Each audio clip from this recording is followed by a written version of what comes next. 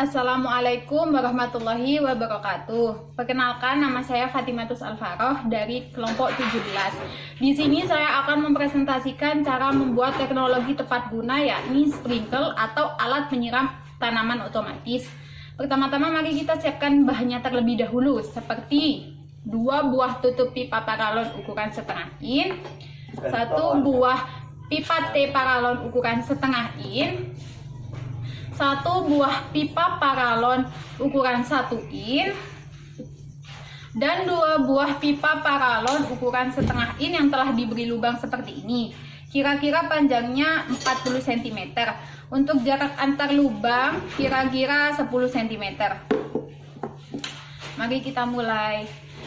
Yang pertama, pipa T paralon ini kita sambungkan dengan pipa ukuran 1 in.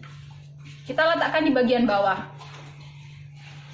Kemudian untuk pipa yang telah diberi lubang di bagian kanan, lubangnya ada di bagian depan. Untuk sisi sampingnya, lubangnya ada di bagian belakang, berlawanan. Kemudian kita tutup dengan tutup pipa paralon tadi di samping kanan dan samping kiri. Nah, seperti ini. Pastikan pipa ini bisa berputar. Teman-teman bisa kasih lem, tapi usahakan pipa ini masih bisa berputar. Untuk pengaplikasiannya di apotek hidup akan saya contohkan. Teman-teman, di sini saya akan menjelaskan penerapan teknologi sprinkle di dalam apotek hidup dengan berbantuan kayu sebagai penyangga, keran, dan juga setelang. Kita sudah dapat menggunakan teknologi ini dengan baik.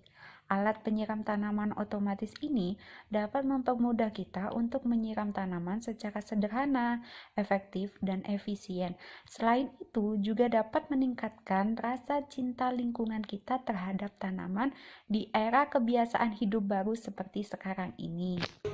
Cukup sekian video yang bisa saya buat tentang pembuatan teknologi sprinkle dan pengaplikasiannya terhadap apotek hidup. Kurang lebihnya saya mohon maaf. Wassalamualaikum warahmatullahi wabarakatuh.